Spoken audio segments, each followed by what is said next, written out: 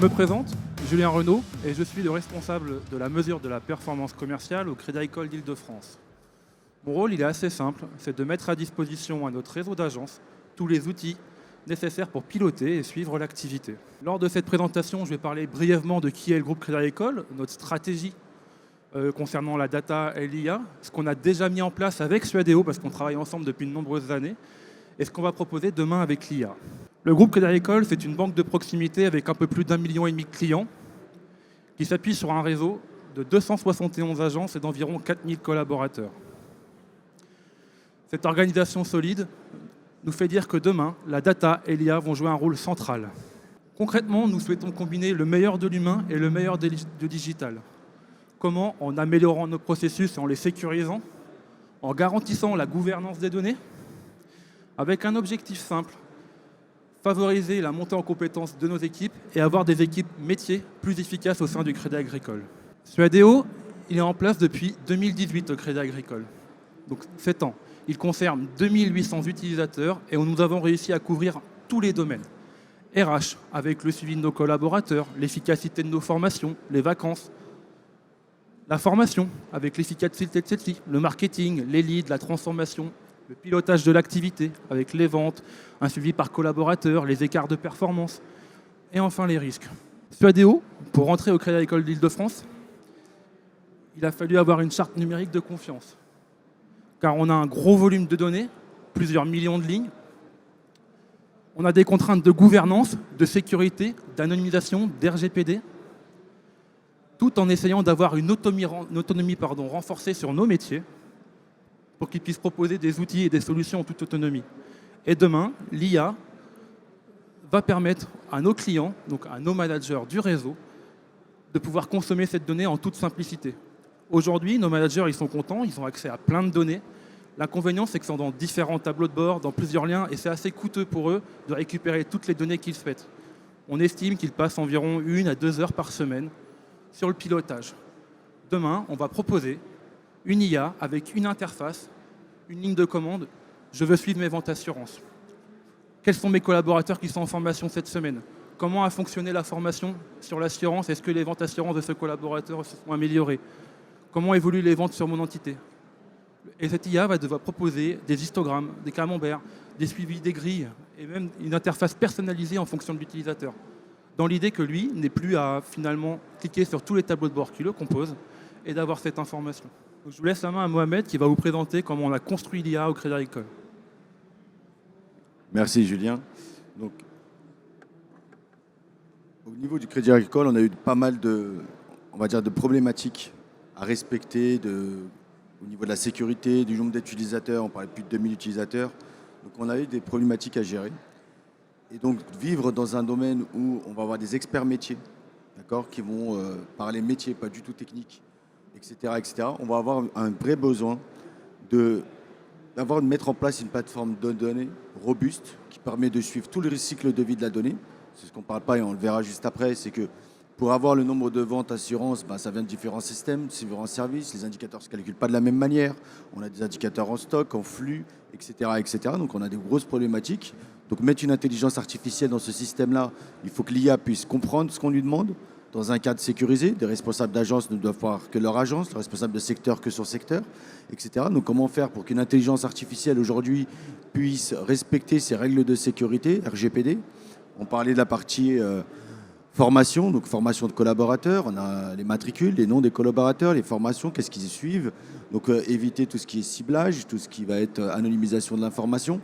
Et donc tout c'est pour ça qu'on a dû mettre en place toute cette partie plateforme de données Suadeo, donc une couche de virtualisation qui va se connecter aux data, qui va pouvoir décrire, comme vous allez voir tout à l'heure, automatiquement grâce à l'IA et anonymiser. Ensuite, derrière, un ETL qui permet de faire des transformations des données dans des pipelines. Ça peut être interfacé avec d'autres systèmes. Donc, la Caisse Crédit Agricole a aussi un ETL, des trains qui vont se lancer.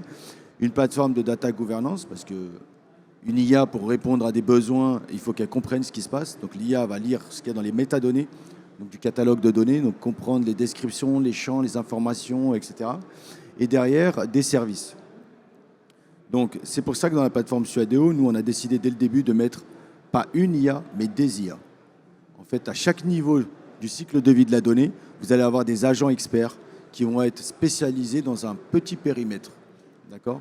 Donc au lieu de faire une intelligence artificielle complète, on va mettre des assistants virtuels qui vont accompagner tous les utilisateurs, que ce soit un peu plus technique dans les ETL, les couches de virtualisation, mais très métier dans la partie catalogue et data-vis. D'accord ? Donc, la plateforme Suadeo qu'on a mis en place, donc, comme je disais, elle a accès, c'est une couche de virtualisation, un ETL, donc c'est tout le cycle de vie de la donnée. Parce que si on veut sécuriser et mettre à disposition de l'information, il faut que toutes les données soient dans la plateforme. D'accord ? Donc, dans la plateforme Suadeo, on va se mettre plutôt maintenant dans le côté utilisateur métier. Donc, les utilisateurs métiers, eux, vont avoir, comme ce qu'on a aujourd'hui dans beaucoup d'outils, hein. Donc, on sait que le marketing explique que pour être autonome aujourd'hui, il faut de la data vis. Par contre, si on ne connaît pas, on n'a pas les compétences techniques pour réaliser des dashboards, on a du mal à être totalement autonome. Et donc, dans la plateforme Suadeo, bien entendu, on va avoir la data vis, hein, comme on peut en voir aujourd'hui dans les systèmes. Mais cette data vis-là va être renforcée grâce à l'assistant que j'ai en copie. Les tableaux de bord, c'est bien, mais c'est limité aux indicateurs qu'on nous affiche. Et quand on est responsable d'agence, par exemple, et le matin, on a nos réunions avec nos collaborateurs, on a besoin d'avoir des chiffres, on a besoin de faire des focus. Par exemple, il parlait du nombre de ventes assurance, on a besoin de faire un suivi sur le nombre de ventes assurance. Par contre, et on le verra tout à l'heure, on a la capacité aussi dans l'outil de faire de la prédiction.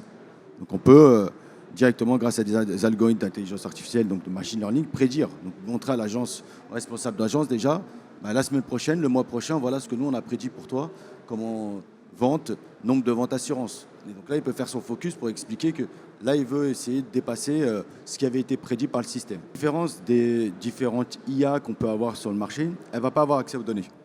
Elle a accès aux métadonnées. En fait, la plateforme va aller vraiment dans le détail pour aller voir ce qu'il y a en sous-jacent et remonter. Si je prends par exemple ce qu'on disait tout à l'heure sur les formations, sur les données de formation par exemple, je vais pouvoir essayer de poser une question. Le but, c'est vraiment d'avoir du self-service, hein, de rentrer dans la partie autonomie des utilisateurs finaux. La plateforme a directement interprété la demande et l'a envoyée à Suadeo, d'accord, qui, elle, a compris directement la demande et qui a retrouvé. Ça, c'est une particularité, c'est que si je demande des données sécurisées, des données dont je n'ai pas le droit de les avoir, automatiquement, la plateforme, la sécurité va te mettre en puissance. Bien entendu, on a du speech to text, donc on peut parler, l'IA va comprendre le texte et va l'interpréter. On a différentes langues. Pour pouvoir répondre et avoir une IA qui répond à toutes ces données, il faut impérativement avoir une plateforme complète. Donc une plateforme qui a la capacité de cartographier toutes les données. Donc là, les données de formation, elles ont été cartographiées dans la plateforme. Et donc, vous allez avoir ici la capacité de mettre à disposition des utilisateurs une documentation complète. Donc, comme je disais tout à l'heure, l'IA ne peut pas avoir accès aux données parce que sinon on risque d'avoir des failles de données. Donc ici, la capacité de la plateforme Suadeo, c'est d'avoir une intelligence artificielle qui est capable de décrire toutes les données. Je ne parle pas allemand, donc elle décrit carrément toutes les données et elle va aussi taguer de manière automatisée toutes les données. D'accord ? Pour ça, vous avez mis à disposition de la plateforme un module aussi, un agent IA, qui lui va être configurable grâce à des prompts. Donc juste par exemple, si je souhaite prompter les données du personnel, j'aurai la capacité ici de dire, voilà, tu es un expert en protection des données en conformité au RGPD et tu pourras taguer les données. Donc automatiquement, quand on va profiler les données, il va avoir la capacité de décrire et de taguer ces données. Les équipes sécurité, bien entendu, vont pouvoir anonymiser. Pourquoi ? Parce que la donnée est au centre de l'activité. On est tous autour de l'activité, on travaille au sein de cette donnée, donc on met tous notre pierre à l'édifice. Donc là, les RSSI décident d'anonymiser toutes les données personnelles. Ça s'applique à tout le monde. C'est-à-dire que quand je vais être dans mon tableau de bord disponible ou dans ma source de données, qu'on va pouvoir revoir ici, donc automatiquement, ma donnée va être anonymisée. D'accord ? Donc ça, c'est aussi une particularité de la plateforme parce qu'on doit pouvoir sécuriser ces informations. On a décidé de ne pas envoyer les données à l'IA pour qu'on puisse bénéficier de toute cette sécurité-là. Le fait que l'IA envoie de l'information à la plateforme Suadeo, ça nous permet directement d'avoir vraiment toute cette partie de sécurité de bout en bout qui est mise à disposition. D'accord ? Donc ça, c'est vraiment aussi des fonctionnalités qu'on a décidé de mettre en place dans la plateforme Suadeo. Derrière, on va avoir un data catalogue. Okay ? Donc le data catalogue va nous permettre d'avoir l'intégralité des données mises à disposition dans la plateforme. Okay ? Donc par exemple, je vais ouvrir un deuxième catalogue pour qu'on puisse voir ensemble. Je vais m'authentifier. Donc, si je me connecte au data catalogue, c'est-à-dire que chaque utilisateur va avoir la capacité de trouver l'information. Donc, aujourd'hui, souvent, on limite les utilisateurs à des dashboards. C'est-à-dire que si je n'ai pas le tableau de bord, je n'ai pas la donnée. Là, je mets directement à disposition toute l'information qui est disponible. Donc, pareil, l'IA va pouvoir documenter tous les jeux de données disponibles pour avoir, surtout en différentes langues, l'intégralité des données disponibles. Et je vais avoir ici à disposition, bien entendu, toute l'information qui a été faite dans les couches précédentes. Donc, l'utilisateur métier qui arrive dans le catalogue, il va avoir la qualité de sa donnée, il va avoir sa donnée, sa description. Il va avoir aussi la capacité, s'il a le droit d'apercevoir les données de manière automatisée. Et dans le catalogue, il a la capacité d'interroger aussi la donnée. D'accord ? Donc ici, il peut avoir, par exemple, si je me demande dans l'IA, peux-tu me fournir le prénom, le nom et l'email des directeurs ? Donc là, l'utilisateur, aujourd'hui, s'il avait besoin d'avoir des informations avant sa réunion, un utilisateur métier, il irait directement demander aux équipes data. Vous pouvez me faire un dashboard. Ici, on remarque bien que l'IA me retourne des données anonymisées parce que je n'ai pas le droit d'avoir des données en clair. Je n'ai pas de faille de sécurité. Il demande à Suadeo et Suadeo lui retourne. Là, j'aurais pu lui dire, peux-tu me faire un graphique à barre du nombre de salariés par poste ? Parce que j'ai ma réunion qui arrive, je pose la question à l'utilisateur, je pose la question à la donnée directement. Je prends ensuite le résultat, je le mets dans mes slides et je vais ensuite en réunion directement pour présenter mes chiffres. On a toujours eu la conviction chez Suadeo que la meilleure personne pour répondre à une question métier, c'est le métier lui-même. D'accord ?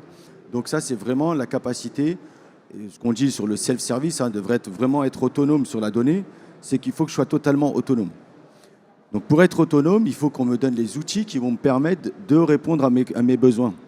D'accord ? Donc là, on est parti prendre des données un peu nominatives, donc des données qu'on a décidé par le RSSI d'anonymiser à tout le monde. Et donc, elles seront anonymisées dans tout le cycle de vie de la donnée. D'accord ?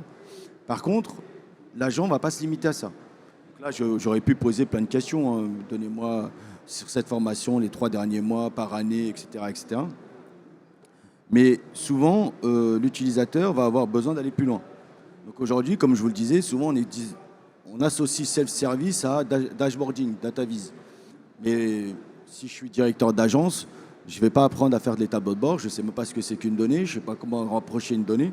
Ben là, j'ai mon information et j'ai mon assistant virtuel. D'accord ? L'utilisateur, il pourrait... Peux-tu me créer un tableau de bord ? Je souhaiterais avoir le détail des salariés. J'ai besoin d'avoir l'ancienneté également, donc elle utilise la date de début de contrat pour calculer son ancienneté. Et j'aimerais avoir la répartition du nombre de salariés par poste.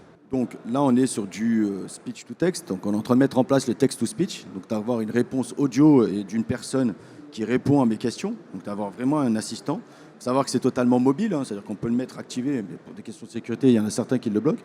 Mais on peut l'activer au niveau mobile et donc l'avoir directement sur le téléphone.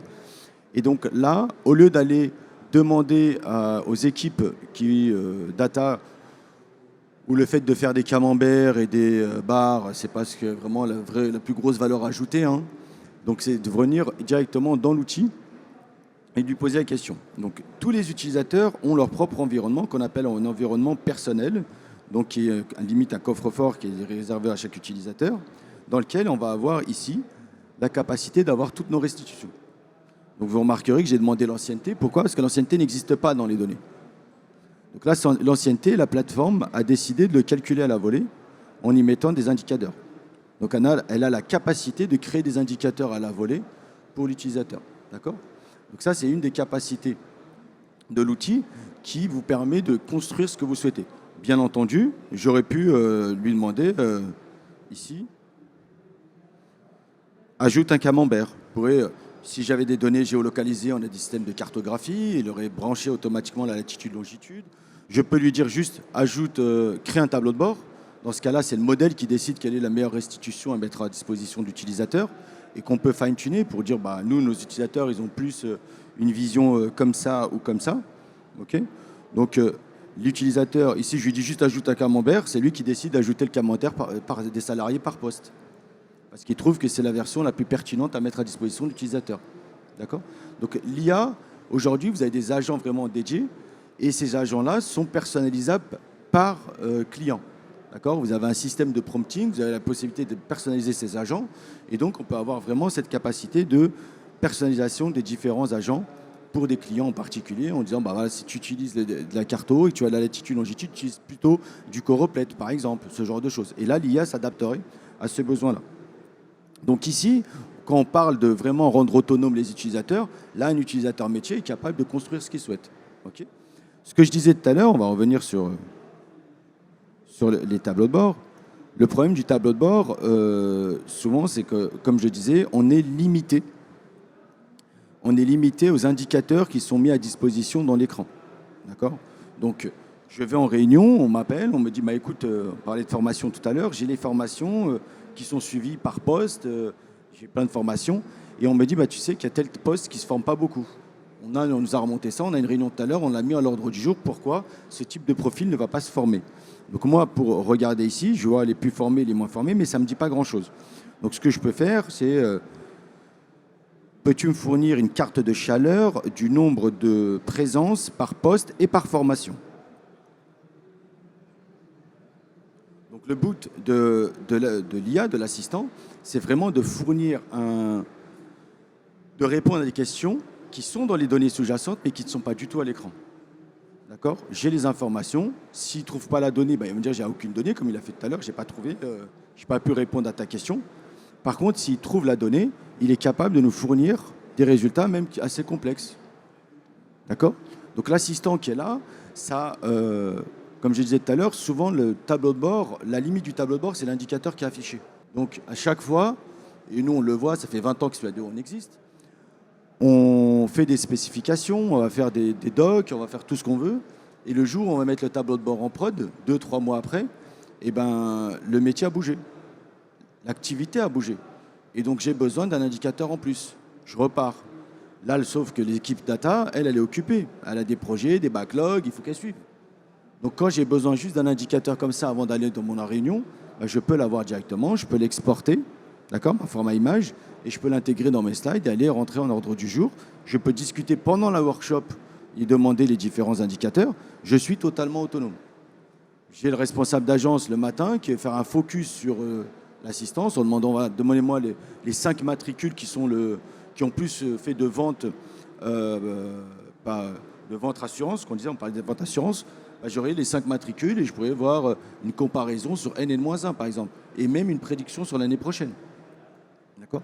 Donc ça, c'est vraiment, je donne la donnée aux utilisateurs et les utilisateurs métiers ont la capacité de le faire. Donc là, on parle de dashboarding, mais bien entendu, la plateforme possède aussi un autre service qui est le service de reporting. On parlait des fiches agences tout à l'heure. Donc là, c'est aussi les fiches collaborateurs, d'accord, qui, eux, mettent à disposition aussi une intelligence artificielle. Là, c'est un peu différent. Tout à l'heure, dans le tableau de bord, il va aller regarder la donnée.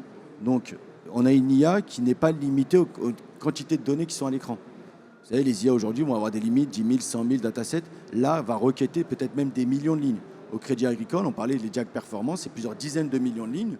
Si on veut brancher l'IA, on est obligé de prendre une IA comme ça pour pouvoir fonctionner. Là, dans le rapport, c'est un peu différent.